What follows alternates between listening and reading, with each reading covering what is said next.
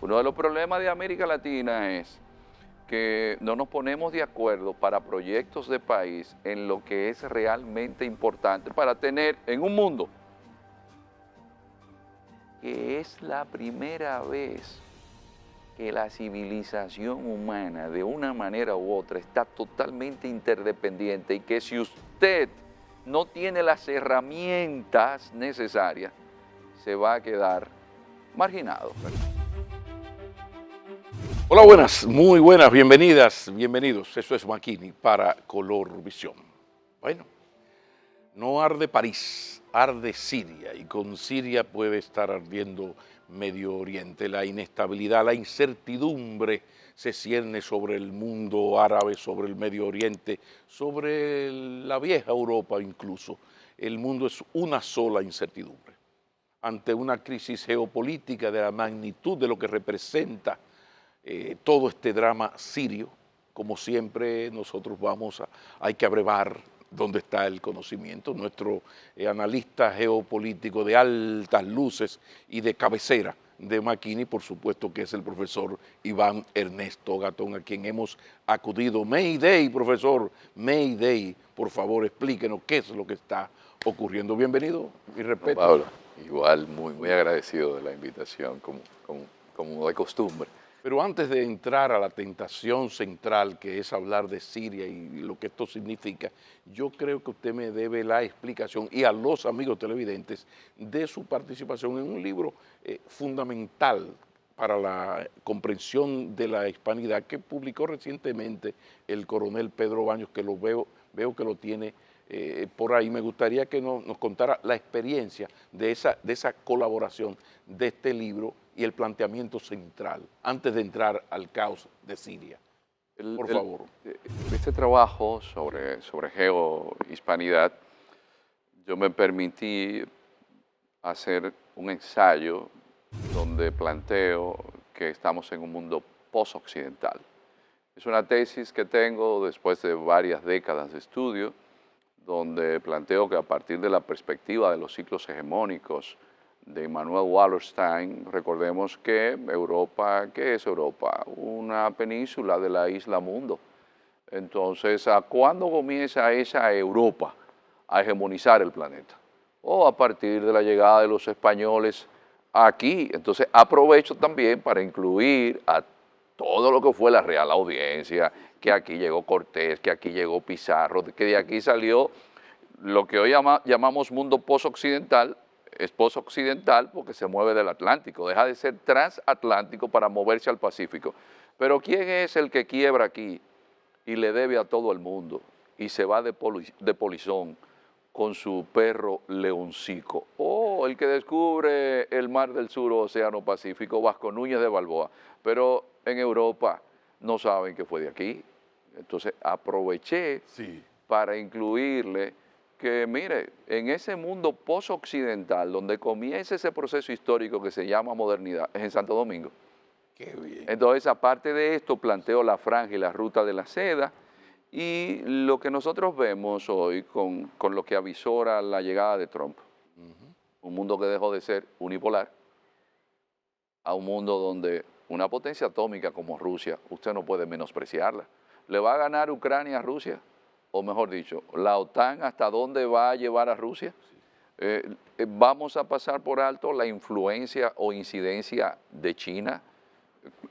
Ok, no tendrá el séptimo de caballería, pero ese es el planteamiento. Entonces aquí es un trabajo donde gracias a haber estudiado la geopolítica, digo, espérate, pero después de 500 años que llegaron los españoles a América, por primera vez en 500 años se da lo que explica el Instituto Elcano con don Emilio Lamo de Espinosa: convergencia tecnológica y divergencia demográfica.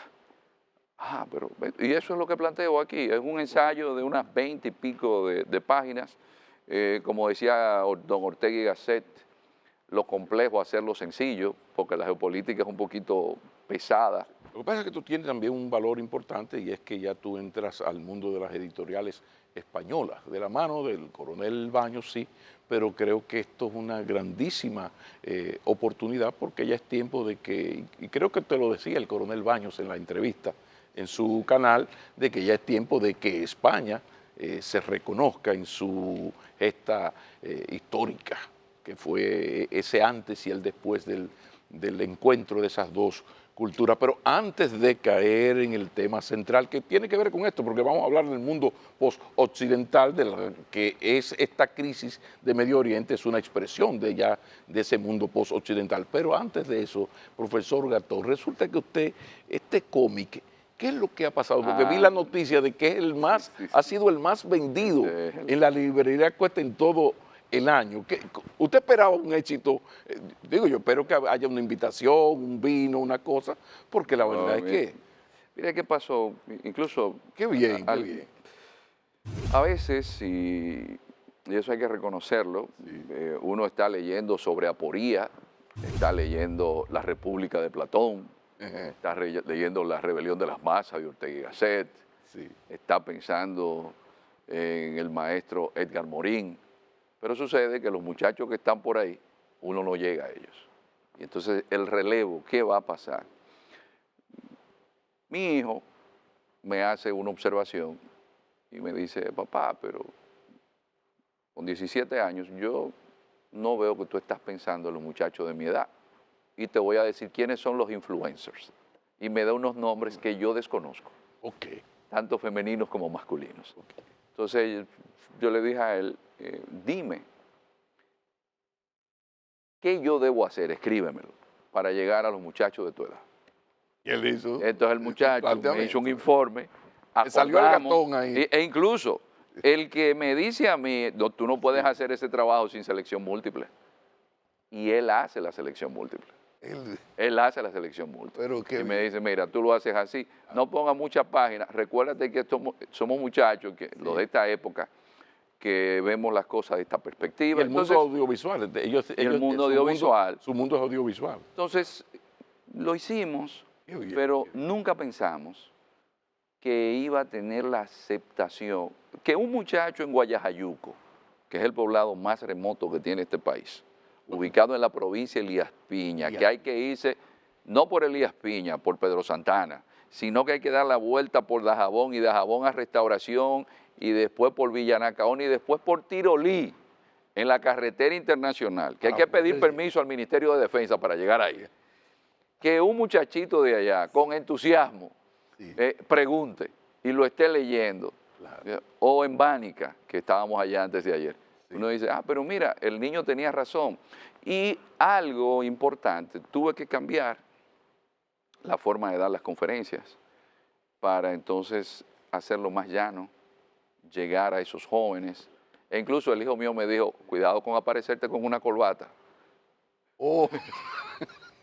Que a los jóvenes no les gusta la No, tú te pones una camisita, la corbata. te pones, ponte, adecúate a ellos. Incluso hay un término que a veces yo tengo que usar y decir, no, porque mire, aquí, este que ustedes ven es un popi. Yo no sabo esos términos. Pero es tratar de hacer lo que ya la sociedad está requiriendo.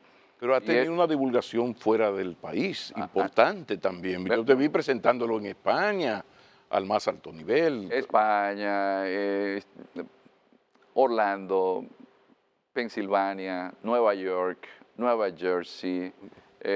Bueno, está siendo traducido en la actualidad al árabe ya, es decir, ya porque va por la segunda edición. Una amiga doctora en lingüística que le encantó, está haciendo la traducción al mandarín. Yo no me imaginé que, pero gracias a Dios, lo importante es que la labor de que como somos eslabones todos, cómo tendemos un puente a que esos jóvenes puedan arraigarse en su identidad, en esas historias que son de ellos. Claro. La verdad es que, decía Martí, la mejor forma de decir es hacer. Y tú no solamente escribes, sino que haces, que divulgas, que es una cosa es la producción intelectual, histórico-intelectual, geopolítica, y otra cosa es ese conocimiento compartirlo, pero compartirlo no en las élites intelectuales o casi intelectuales, sino con esa juventud que va subiendo, o personas que no tienen que ser jóvenes, pero que no tienen el nivel para entender ciertas cosas. Yo O sea, tengo, es un trabajo hermoso, socialmente muy hermoso lo que tú estás haciendo. yo tengo una señora que está tomando algunas tutorías y clases con otros jóvenes, porque a esos muchachos de Guayajayuco y de Río Limpio Sí. le estoy dando clases vía internet, y a los jóvenes a donde vamos, con el hijo mío que es un experto en los temas internacionales. De hecho, hay 2 resoluciones de Naciones Unidas que él hizo y las trabajó allá en Nueva York.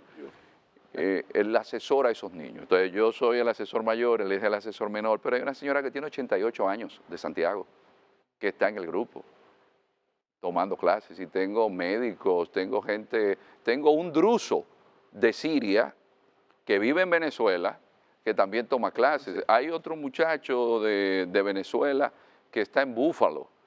Hay otro joven que está en Alaska, en Anchorage, porque pudimos, gracias a la magia de la tecnología, damos cursos Sí. y clases a través de la internet. Bueno, ojalá que en algún momento el Ministerio de Cultura, el Ministerio de Educación se interese por este trabajo hecho con las manos y el corazón, sin un centavo, solamente con el deseo de servir, cosa que yo te reitero mi mayor agradecimiento como dominicano.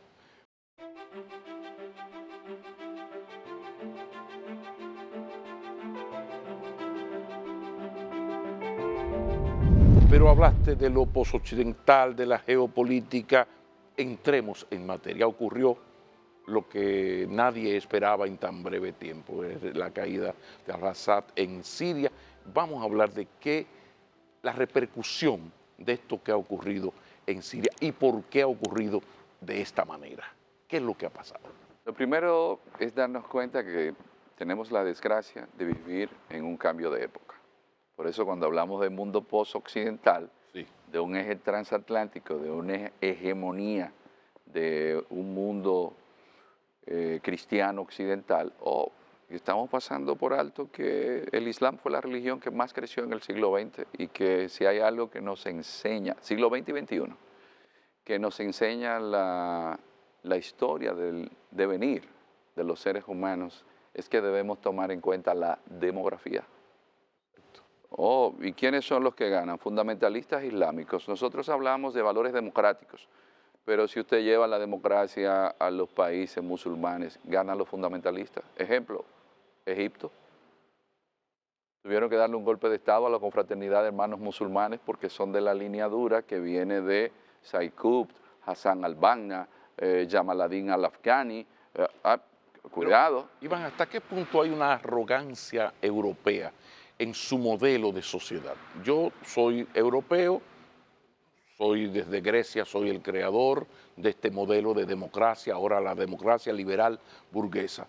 Bueno, señor europeo, mire, ese es su modelo, pero hay una arrogancia europeo-estadounidense de que ellos se sienten como los fanáticos, que se sienten en la obligación de llevar los valores de esa democracia, su democracia, a otros países con otras culturas, otra religión. ¿Hasta qué punto hay cierta arrogancia imperial de Occidente frente a esos otros países? Si Occidente ahí llega a lo que una persona que fue de los que recomendó la guerra en Irak, uno de los grandes analistas geopolíticos y personas de mayor incidencia en los círculos de poder en Washington, Robert Kaplan, en su último trabajo, llama la tragedia del poder, que él se dio cuenta entonces que a pesar de tener animadversión hacia el régimen de Saddam Hussein, cuando regresó a Irak, él deja entonces en el aire una frase lapidaria: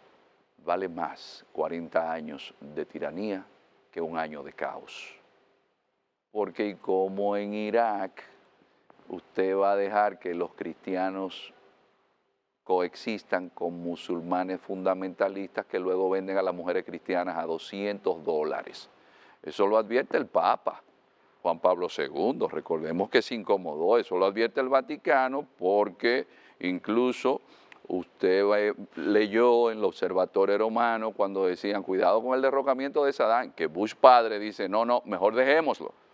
Pero esa arrogancia dice, no te preocupes, que la democracia es un software, eso es un programa que nosotros lo llevamos y ese hardware, que es esa gente que está ahí, lo va a asimilar. Igual que pensaron que donde había capitalismo y la gente tenía unos niveles de ingresos altos, en China luego iban a cambiar el sistema político.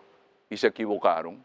Se equivocaron. Pero a eso fue que se apostó. Nixon y Kissinger en los 70 fue a eso que apostaron.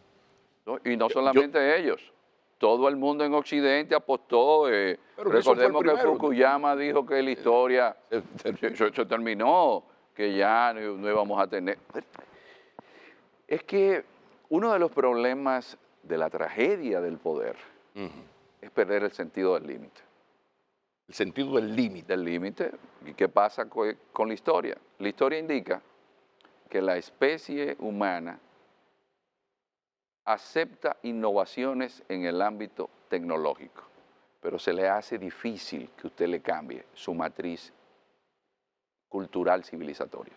Me explico. Desde Lenin lo sabemos. Me explico. Claro. El mundo occidental entiende que la democracia se puede llevar a todos los sitios, pero después descubre que si usted va a Irak, ahí se manejan como si fuesen tribus. Pero sucede que en el mundo musulmán no sucedió lo que sucedió en el cristianismo, que el rabí de Galilea dijo, dad a Dios lo que es de Dios y a César lo que es de César.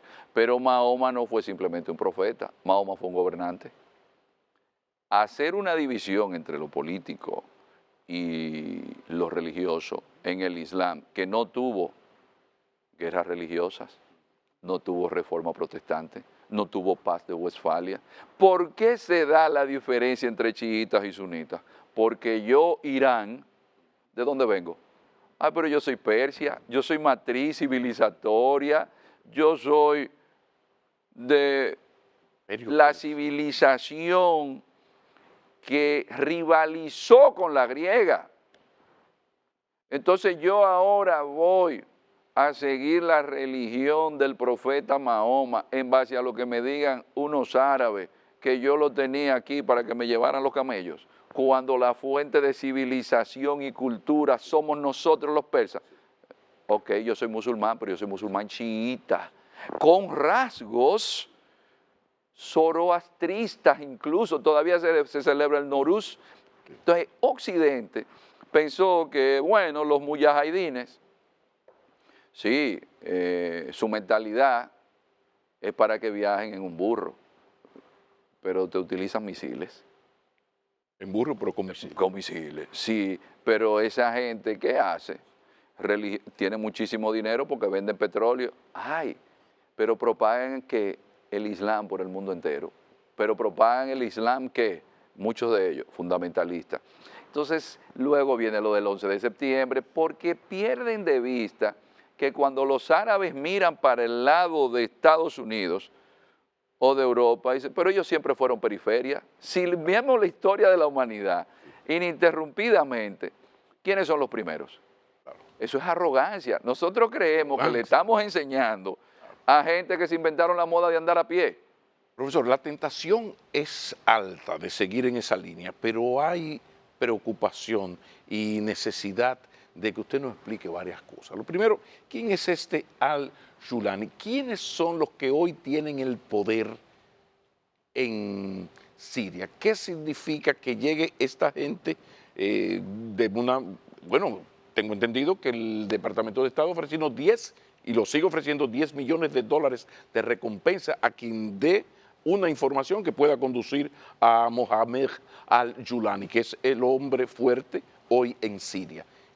¿Qué es lo que ha pasado? ¿Quiénes son estos señores? ¿Hacia dónde va Siria en este momento? Y métame ahí también la sorpresa de que Rusia, tanto Rusia como Irán, de alguna manera, parcialmente, dejaron solo a el régimen de al-Assad en Siria. Eso ha llamado mucho la atención porque se sabe que la salida al Mediterráneo que tiene Rusia es en Siria.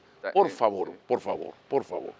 Pero lo primero es decir que todo esto es fruto de unos acuerdos que se llaman Sykes-Picot.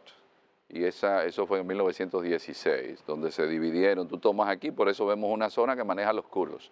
Pero decimos entonces que, ok, está Al-Golani, pero Al-Golani tiene apoyo de Turquía. Pero ¿por qué Turquía apoya a Al-Golani? Es que Vinculado a están, Al-Qaeda, sí, vinculado a una rama de Al-Qaeda, un hombre reconocido como terrorista. terrorista. Pero no olvidemos que Al-Qaeda, quien estaba ahí, era un muchacho con 500 millones de dólares, saudí, ingeniero, que es la CIA que lo recluta. Entonces, el fundamentalismo islámico ha tenido aupamiento de parte de Occidente. Entonces, ¿qué dice Turquía? No, es que Siria tiene una ventaja, además de que tiene la ruta perfecta, porque no es lo mismo estar en Siria, que tiene esa salida al Mediterráneo, donde Rusia tiene una base naval en Tartus, otra aérea en Latakia, y de dónde se va a sacar el gas que está en el Golfo Pérsico, la ruta, Todo para pasa. que salga al Mediterráneo. Ahora que Europa está sufriendo no tener gas natural, no sería por Siria. Y si estaba ahí el régimen de Bashar al-Assad, que es un régimen baasista, laico, pero que está apoyado por Rusia, está apoyado por Irán, no me conviene a mí que el régimen caiga, aunque sea el caos, para yo después hacer el negocio. Porque hay que ver detrás el tema energético y entonces hay que ver del otro lado qué habrá negociado Rusia cuando Bashar al-Assad, que no era el llamado a gobernar, porque Bashar al-Assad coincide su muerte con el hijo de Carlos Saúl Menem. Usted dirá, ¿y por qué usted menciona a Menem? Porque el hermano de él que murió, que fue el papá Hafez al-Assad preparó para gobernar, estaba metido en un negocio de armas con el hijo de Menem, porque Menem, recordemos que era sirio, y era sirio alawita, porque la confesión religiosa determina mucho en esos lugares. Entonces este muchacho que estaba estudiando oftalmología lo ponen a gobernar, pero para gobernar la gente no se imagina el peso del poder y la gente que hay que atender y los papeles que hay que despachar.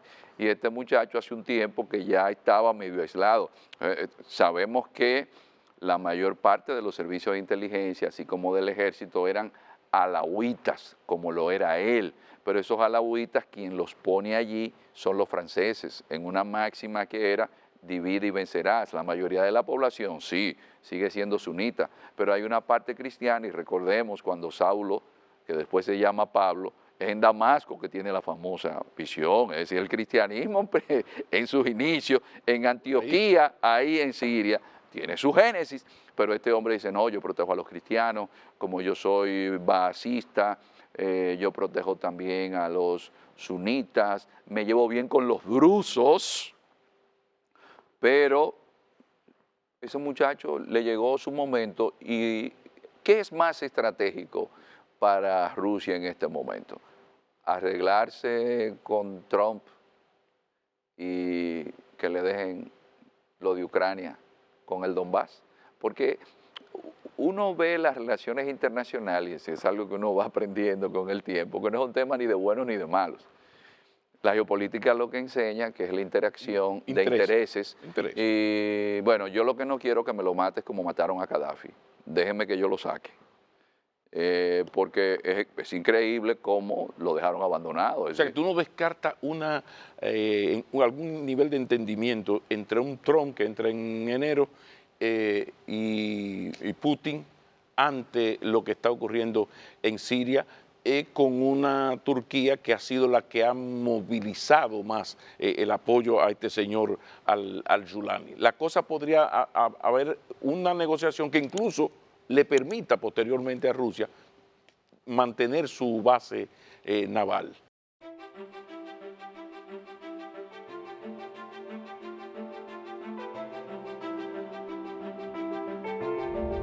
Mencionaste ya a Trump. Vamos por favor, hablar del interés norteamericano a partir de enero 20, ¿no?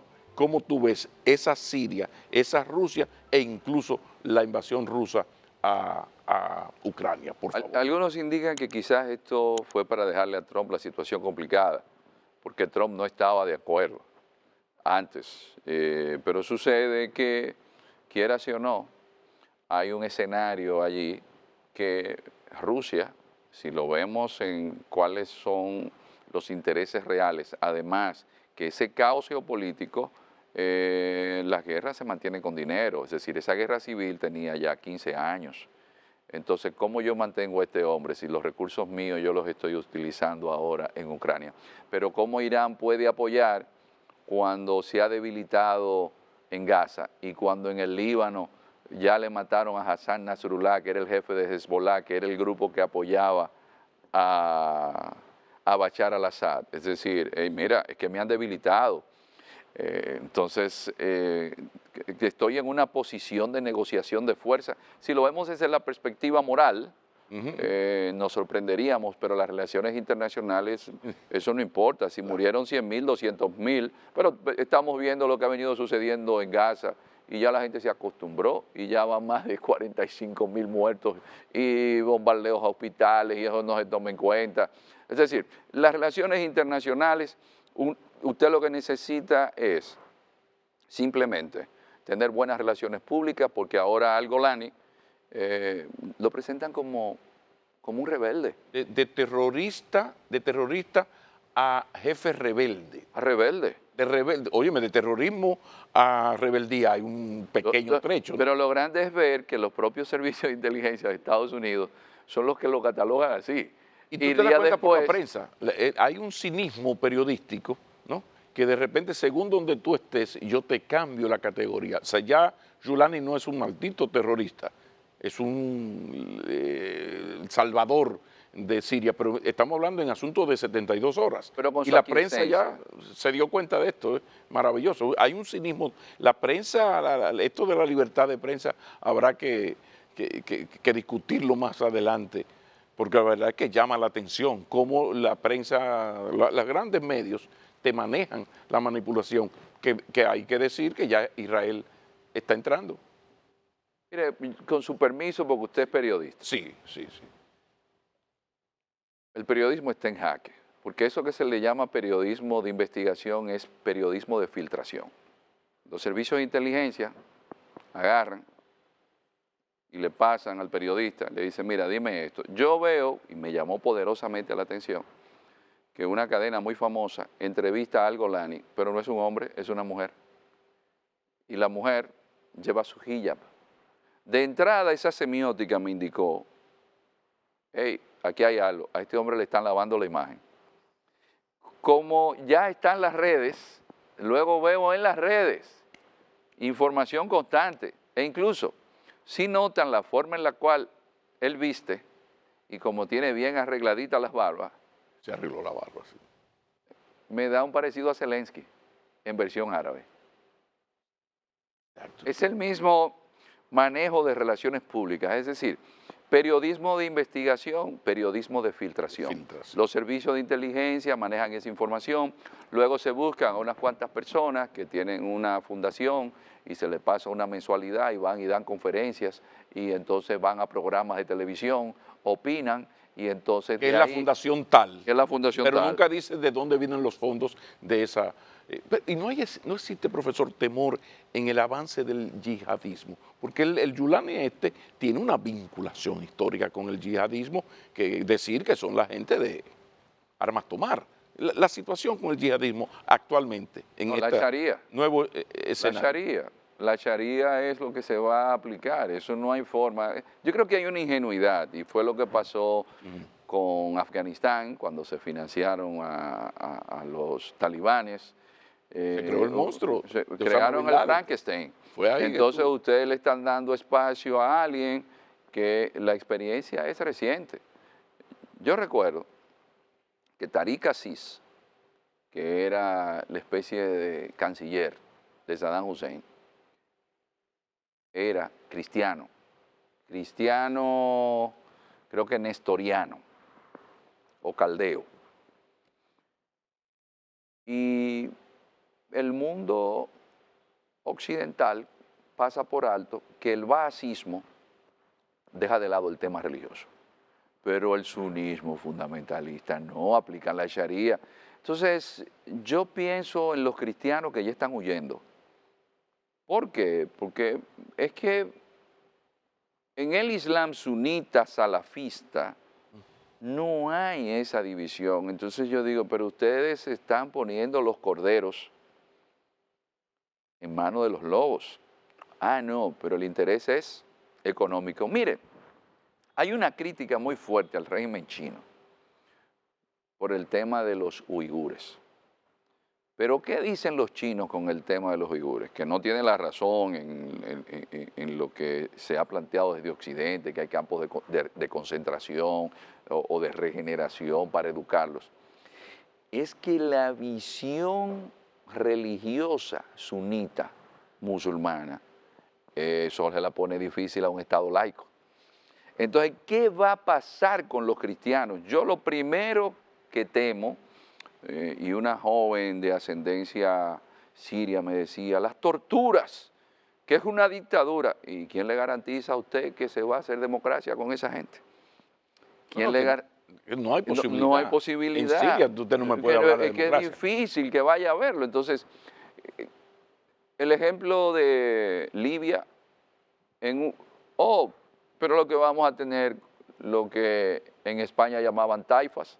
Pero no estaríamos hablando entonces de que aquí lo que se está jugando es con la democracia como pretexto. Por ejemplo, Siria tenía un vínculo especial con Rusia e Irán. Yo soy Estados Unidos, entonces me preocupa la falta yo me agarro del argumento de la falta de democracia para cambiar ese régimen tiránico, pero yo voy a poner a un señor de Al Qaeda de jefe de ese gobierno. Entonces ahora llega su monstruo preferido, que es igual o podría ser peor que el que él sustituyó. Entonces, este juego de cinismo político no puede llegar a un extremo donde ponga en peligro la paz mundial, incluso lo que ocurrió en el 11 de septiembre.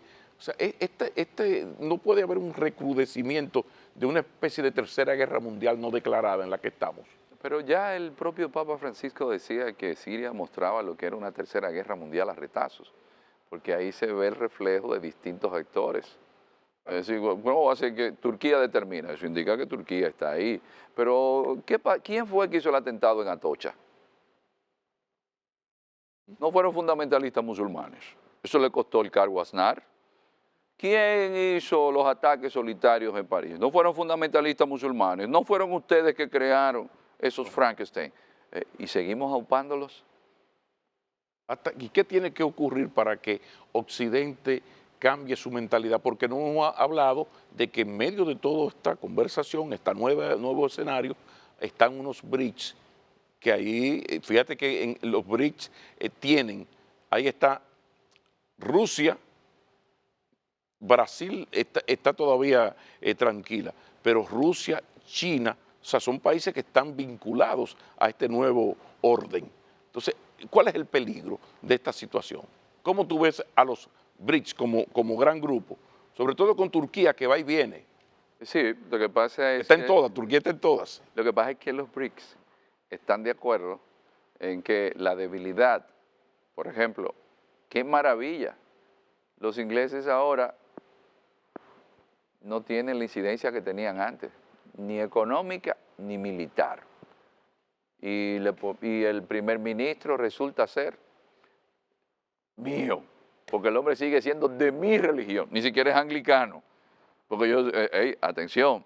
Entonces, ¿dónde me voy? ¿Es a democracia? No, tomemos en consideración algo.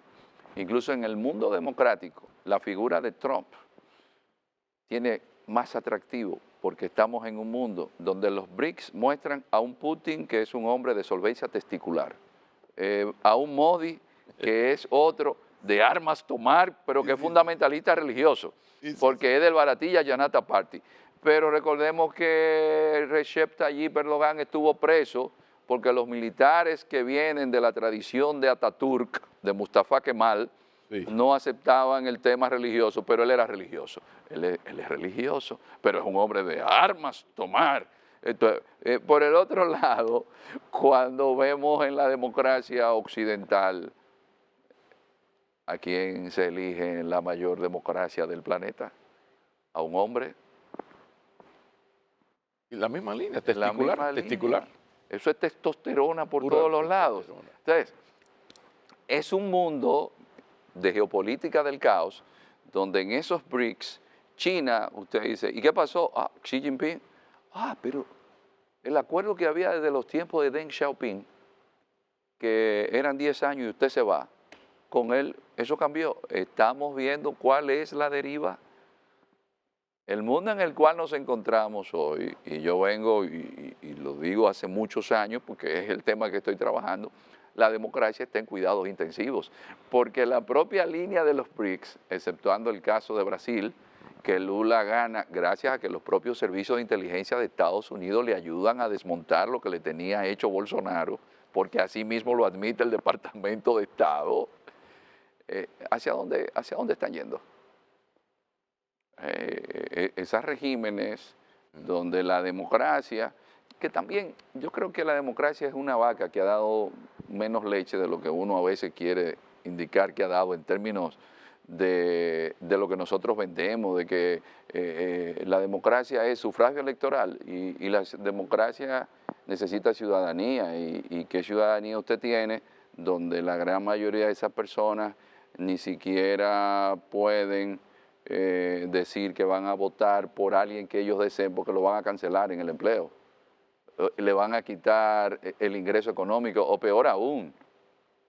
Nosotros tenemos un país en la región que usted dice, ¿y cómo yo llevo la democracia si más del 60% de la población ni siquiera tiene acta de nacimiento? Pero tú ¿Y sabes cómo? Es decir, la democracia eh, con, con esos niveles de desigualdad social, la democracia sin institucionalidad y sin demócratas. No me y dejes sin eso, que demócratas, ahí está el meollo. entonces, porque la democracia requiere ciudadanía, Democrática. la democracia requiere proyectos de país, Claro. pero si hasta en los propios partidos políticos se dividen porque son parcelas y son caciques.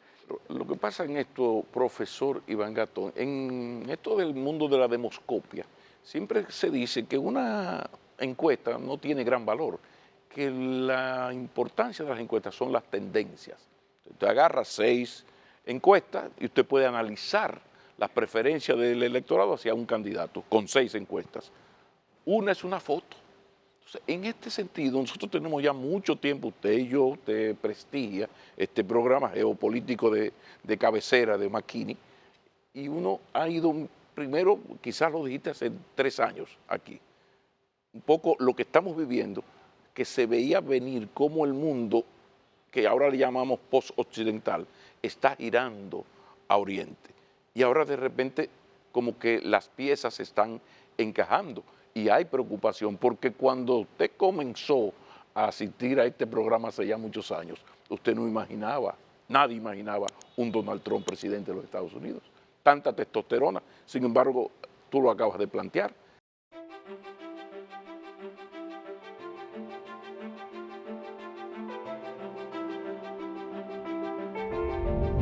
¿Cómo tú ves? Porque no hemos mencionado el caso del Líbano, que de repente se ha quedado en una situación tan delicada. El Líbano que ha sido un poco la víctima de intentar tener un desarrollo propio, incluso con más tolerancia que los otros países. Pero estas prácticas de estos países lo han aniquilado. Hablemos en esta parte ahora. Mire, yo creo que aquí hay un tema de hondo calado y que nosotros pasamos por alto. Usted menciona el Líbano. Oh, pero en el Líbano a Hariri, a quien se le acusa de haberlo eliminado, es a los sirios. Ah, pero en el Líbano Hezbollah tiene su ejército, que está incluso a veces por encima del propio ejército del país. Porque Irán tiene una gran influencia en Hezbollah. Pero por el otro lado, tenemos drusos. Pero, ¿y qué le pasa al mundo occidental? Y es que tú estás pasando por alto temas étnicos. Un druso no se casa con otra persona que no sea drusa. en el Líbano, ¿por qué hubo una queja muy grande? Porque hubo un bombardeo de parte de Israel en un barrio cristiano. Oiga, como dicen, barrio cristiano. Eso quiere decir que en el propio Líbano usted no tiene a cristianos y a musulmanes viviendo ahí juntos. ¿Y cómo usted esas fragmentaciones puede conciliarlas? ¿No está usted subestimando esos pueblos? ¿Hacia dónde vamos cuando usted se decanta por el fundamentalista? Porque estamos saliendo Porque de yo un quiero mi régimen. tirano. Ahí había un Hay tirano, un tirano, más ruso e iraní. Ahora yo quiero mi tirano. mi tirano. No es Pero, un asunto de democracia ni de derechos humanos. pero sucede que en esas peculiaridades que se da, el Islam chiita, que es más neoplatónico, permite que en Teherán, en el Congreso, vayan los judíos. Usted dice, ¿qué?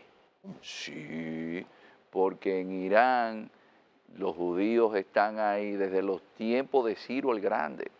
Yo siempre digo que nadie tiene mejores relaciones públicas en la Biblia, en el Antiguo Testamento, que Ciro. Y le permiten a esa comunidad judía tener representación en el Congreso. Pero olvidamos un pueblo como el armenio.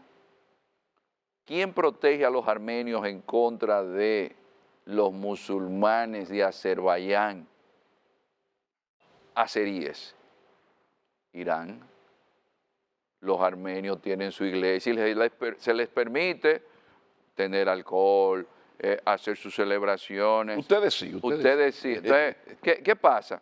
Que Occidente olvida ese nivel cultural, esa grandeza de la diferencia en la cual esos pueblos han ido viviendo, y es el que lamentablemente hoy, en vez de decir, pero ¿cómo yo puedo establecer allí niveles de decoro, de que pueda haber una mejor coexistencia pacífica? No, yo me voy con los fundamentalistas.